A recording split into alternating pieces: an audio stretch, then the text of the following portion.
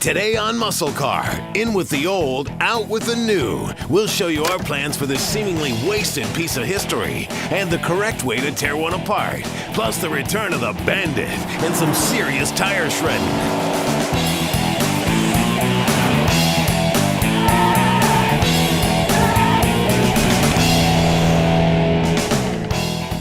No one knows how long the 61 Impala has been rusting in peace out in a field before we rescued it.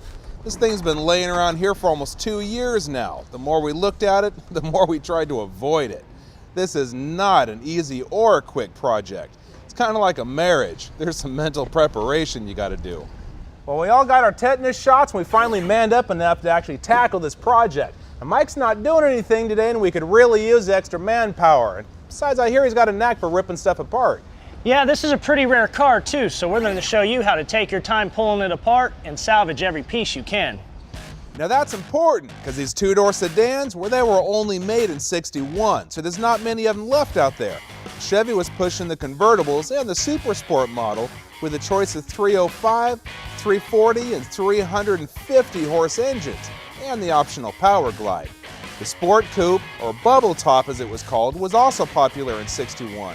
The smooth, comfortable ride from the 4 coil springs helped make them disappear from the showroom floors. But we're not going to let this one disappear. Bottom line, it may not have been a popular platform, but just like our plain Jane Le Mans, in our book, it's still worth saving. It's just screaming for a new personality.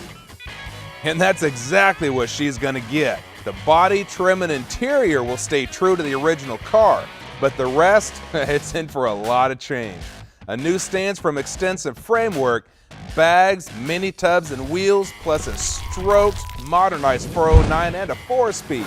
It's gonna live up to the new name, Red Sled. Now I know it may not look like it, but there's still a lot worth saving on this car. So the first thing we want to do is give it a good once-over, just to see what we've got. I think you're going to need a truck pan. Yeah, I'd say you're right. Hey, it's got some good doors on it. Holy smoke. It's pretty bad when you can take pieces of the floor out by hand. Ah, we need that. What's that? Oh, It's cool. our missing headlight bezel. Here's the other side.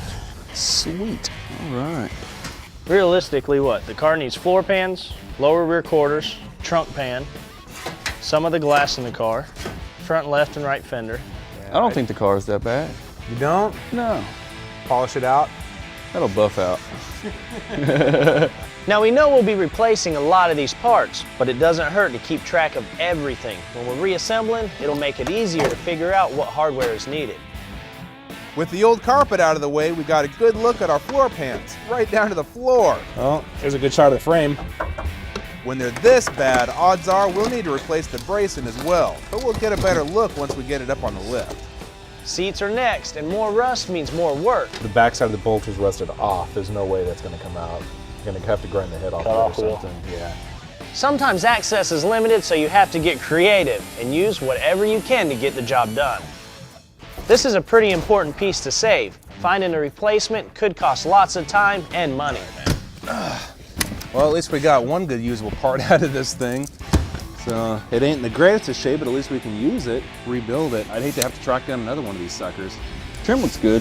So yeah, we can polish the trim out, reuse it. Sweet, let's get the back seat out.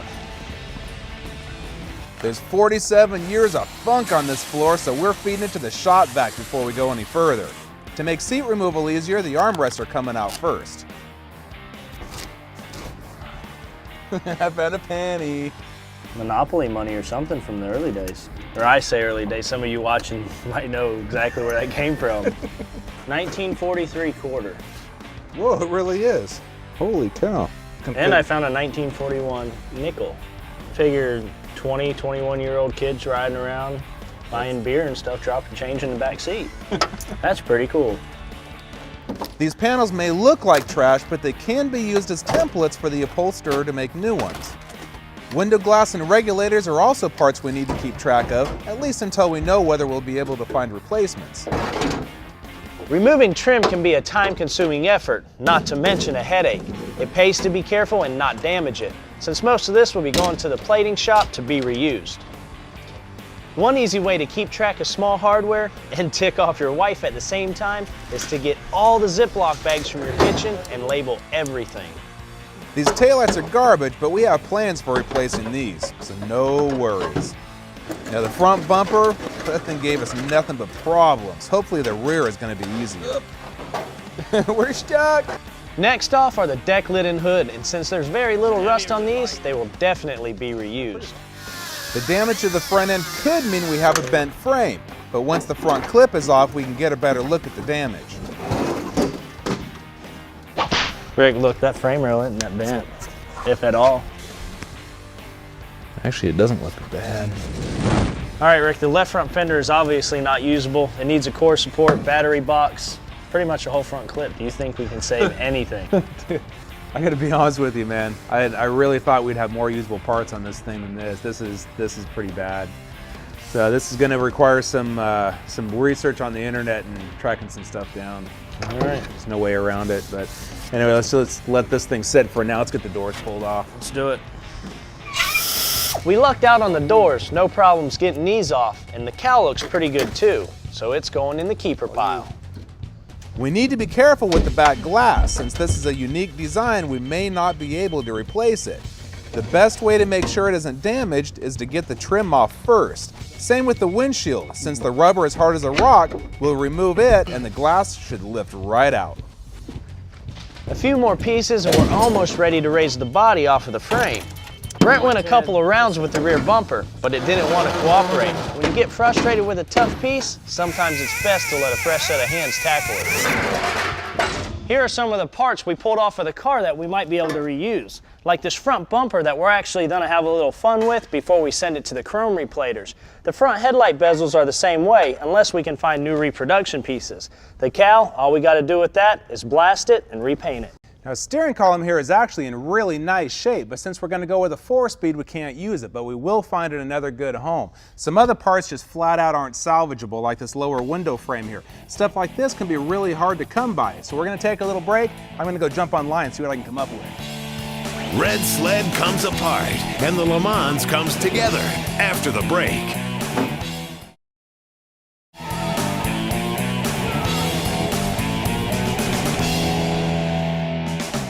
I didn't have any luck in my internet search for those quarter window frames, so we're going to go ahead and put this thing up on the rack and get the body pulled off. Now we could use jack stands, but since we got the lift, we're going to take advantage of it.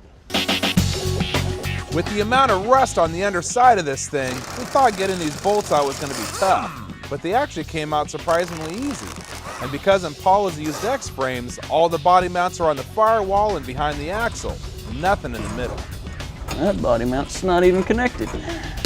The gas tank comes out next. A few spins of the cutoff wheel and we're in business. Just watch out for all that 40-year-old falling funk. Now with all the bolts out, we can lower it down, reposition the lift arms out to the body, and lift it right off. So here it is, the backbone of Red Sled. We're gonna measure the frame to make sure it's square, but the rest of it's going back to the recycler. The coils are gonna get replaced with airbags, but this 283, this thing's getting junked for that stroked and poked 409. But the body looks like something you'd use to strain your spaghetti. Now we got a lot of work ahead of us. Some of these panels, well, they're just not available, so some fabrication's gonna be in order. But before we can see what we really got, the body's gonna have to get blasted. So we're gonna put it on a rotisserie and get it out of the shop. All right, motor and tranny is gonna come out first to lighten the load, get this chassis a little easier to work with. A 40-plus-year-old tranny fluid, well, it's some pretty nasty stuff. And unfortunately, our 2-speed glide, well, it didn't come with a drain plug, so there's no good way to avoid a mess. Well, Mike had to head back down to horsepower, and after seeing all the work we got ahead of us on old Red Sled, we really needed a reminder that all this hard work will eventually pay off. So today we're gonna finish up the Le Mans, take her out for a cruise. Now the last time you saw it, we were almost ready to get the body panels on, but first comes the glass. Dante the Glass Man came by to give us a hand because he knows more about glass installation than anyone else around here. The trim retainer clips go in first, then he puts on primer to help the bonding. He lays in a bead of urethane adhesive, then carefully places the glass. Now once it's in place, the trim pops right into the clips. The doors go on next. The alignment holes we drilled make it a breeze to get them on straight. Make sure to attach the inner fenders before putting the fenders in place. The cowl, grill, and repop bumpers went on. Then we finished the doors out with the handles, trim, our refurbished regulators, and finally, glass. Next came taillights, headlights, and turn signals. The hinges, hood, and latches went on. Then we dropped into hood tack for that signature Pontiac look. The deck lid was the last body panel to go on, and the trim finished it off. But before we could hit the streets, Brent had to take care of one little problem: rear wheel clearance. Because we used aftermarket quarter skins, some trimming was in order to keep from slicing up our VFG tires. After taping up the edges to protect the paint, a cut-off wheel slices off a thin strip of metal. Some grinding smooths off the edges, then some holes are drilled for the welds that will reattach the inner fender.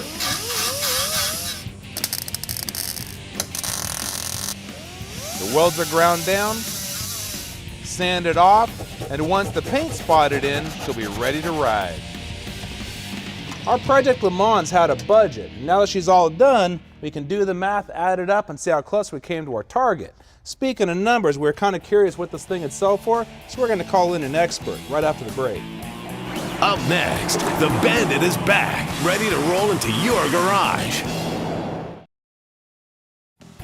Today on Flashback, a Year 1 Bandit Trans Am. You've probably seen a few Year 1 cars rolling around on the big screen lately, but for the Year 1 team, present-day cinema is not enough.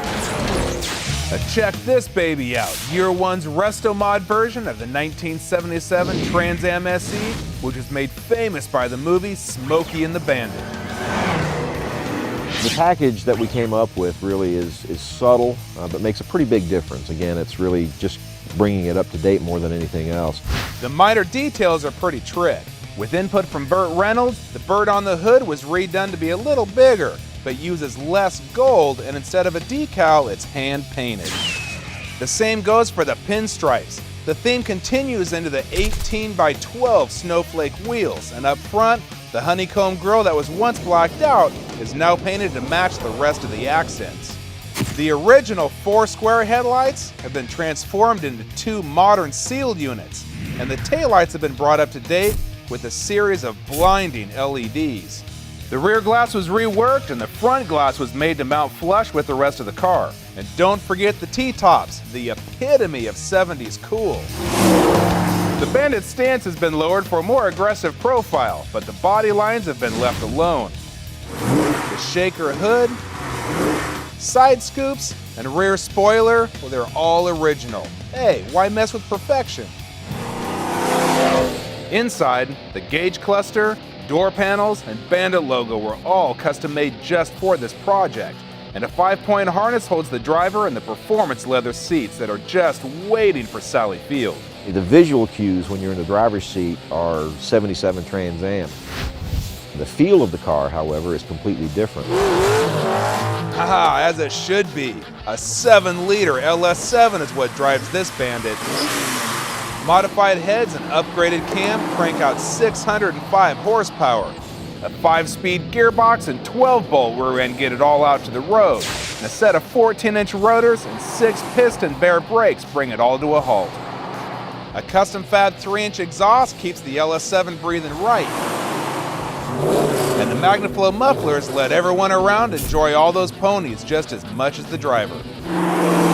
The original front subframe has been replaced with a tubular aftermarket clip, along with tubular upper and lower control arms. Fully adjustable coilover shocks front and rear, and a 4-link out back bring this car's handling and road gripping ability to the next level.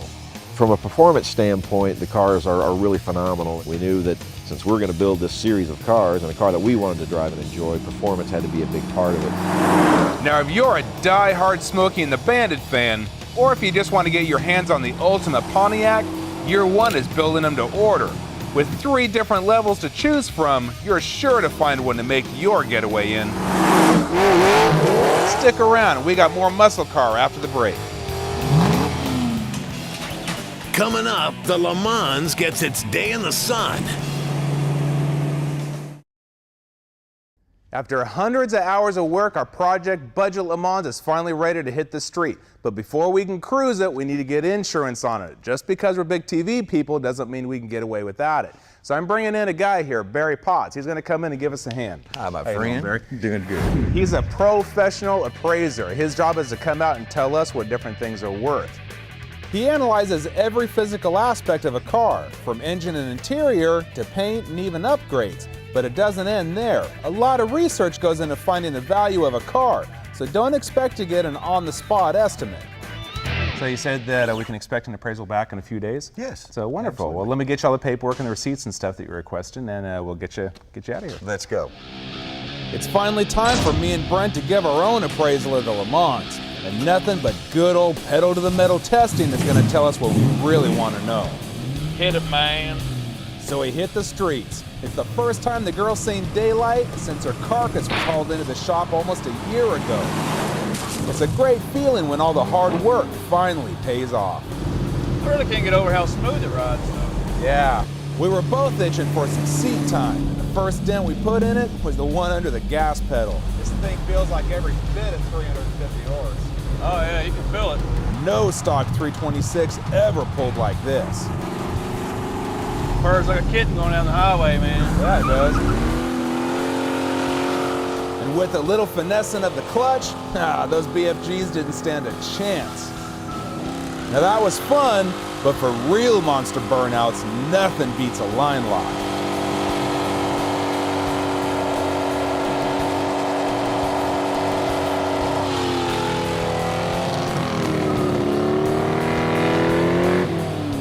We're running out of daylight and rubber, but we managed to squeeze in just a little more destruction.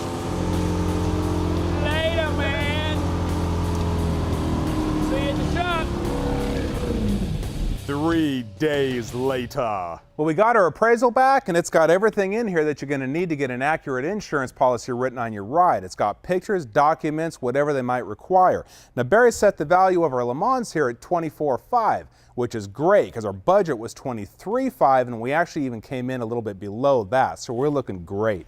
And I got to tell you, we took this thing out and beat the tar out of it for like 8 hours straight, and the only thing that's worse for wear, these poor tires back here, they're looking a little ragged. But hey, that's what building muscle cars is all about, man. So we got the Le Mans done, and we got to move on to our next project. So for now, we're out of here.